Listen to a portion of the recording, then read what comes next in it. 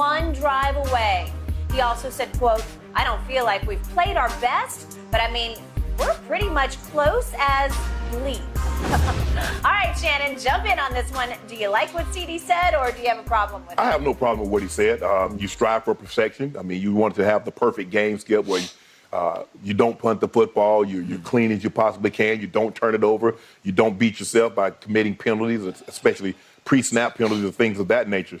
But I'm anxious to see the Cowboys, what they do when they face adversity. Because all I know is I'm basing it on playoffs. I'm not talking about the regular season. I saw last year when they faced adversity, Dak had 1 touchdown, 1 interception. CeeDee Lamb had 5 targets for 21 yards. 5 targets, 1 catch, 21 yards. We saw him in the divisional. Dak had 1 touchdown, interception against the Rams and a loss. Wild card game, they beat Seattle 24-22. Dak had 1 touchdown, 1 interception. 2016, they lost to the Packers. Dak had 3 touchdowns. So I'm anxious to see. Yep. Everybody keeps talking about adversity. Ooh, adversity. Well, all I know last year, based on your last performance, when you faced adversity, you didn't come up well. And so we're going to see what you do. I understand CD wants to play a perfect game. Those are very, very hard. Excuse me. I think in my 14 years, I think I might have been in 1 game in which we didn't punt as an offensive unit.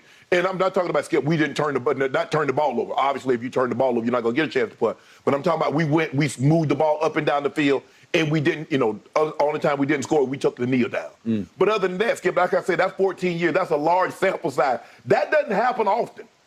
And so for them to say he wants to play a game so clean, not only do they not punt, but they do not commit a penalty or they turn the ball over.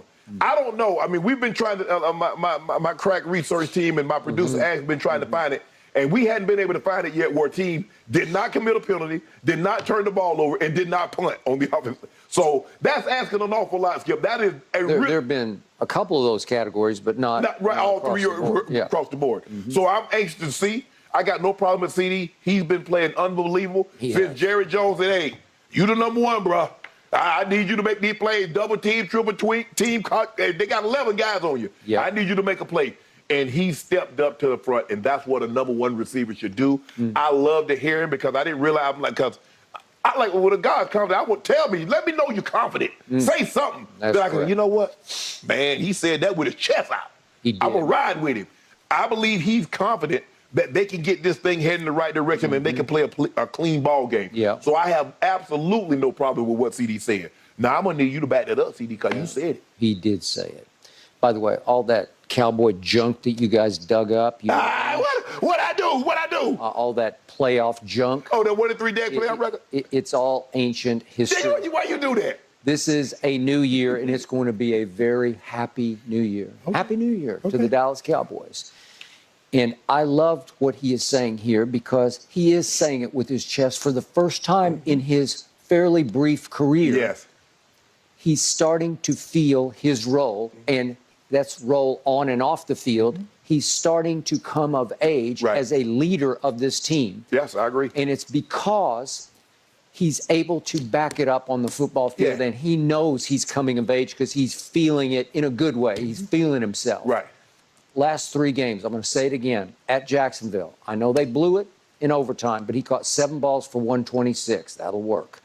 Philly, 10 balls for 120. That'll work. At Tennessee, I know they were not impressive, but he caught 11 for 100 yards.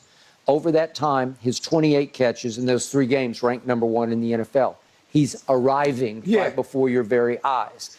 And he's arriving as a spokesman for the team because he's getting a little more bold and bold and bold. He's walking a little farther out on that limb to put the league on notice. We're getting closer and closer to, I don't know if you want to do perfect game, but to exploding. Right. Because they have explosive, as I always say, nuclear capability. Well, you don't, Skip, the thing that Mike Shanahan and Gary Kubiak, our offensive coordinator, used to preach to us is that, look, guys, we don't want to beat ourselves. Those penalties, where we're playing behind the chain, we don't need to be 1st and 15. We don't need to be 2nd and 13 because we committed a penalty. Let's stay on rhythm and make them beat us. Don't beat yourself. And I think that's one of the things that CD is talking about. Kind of like we beat ourselves. We get a first down and then we get a holding call, or we get a pre-snap penalty, or we do dumb things that set us behind. And the next thing you know, what should be a 3rd and 3 is a 3rd and 8 or a 3rd and 13.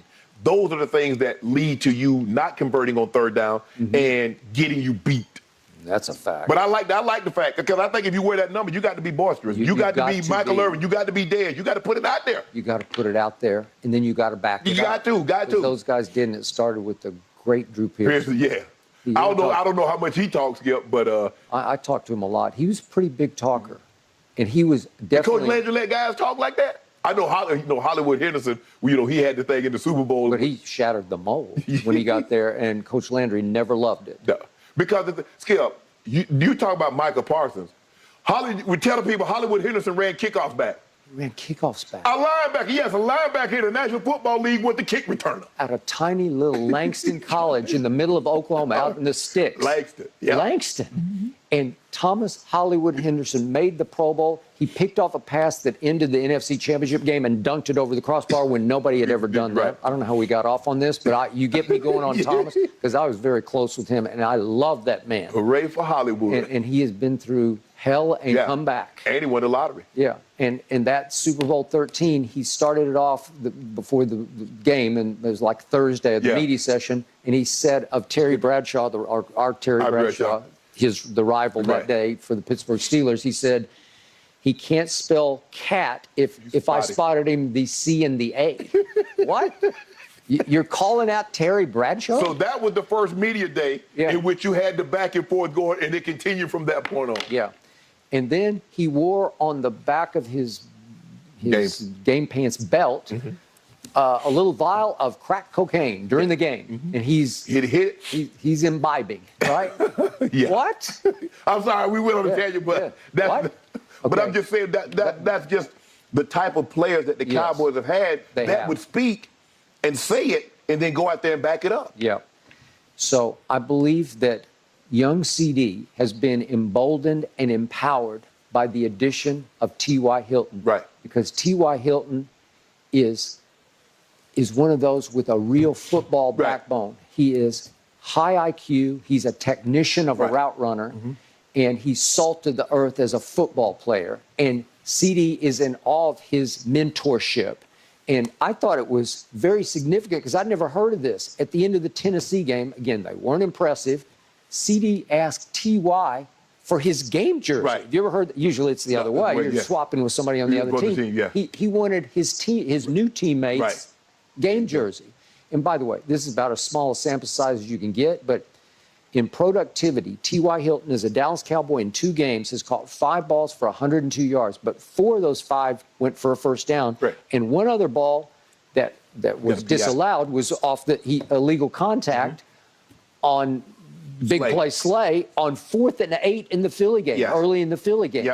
And would you believe that Pro Football Focus grades him over the 2-game stretch as the #1 receiver in football?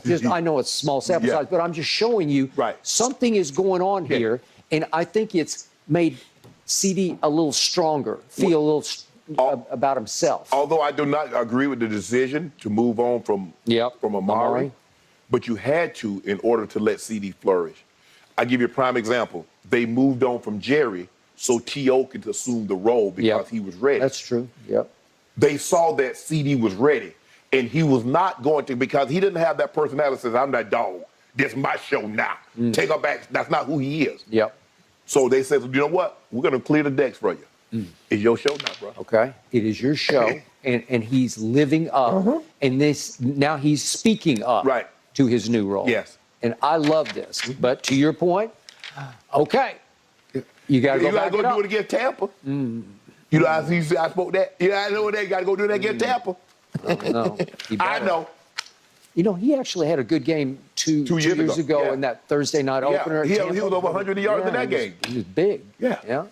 Remember, Jerry tabbed him. Jerry's the one, as he was falling through the first round, Jerry said, I want him. You better sign up, because old Justin Jefferson looking real good right now. I'll still take CD. Don't do that. CD on pace for 1,400 yards this season, guys. Man, Justin Jefferson, big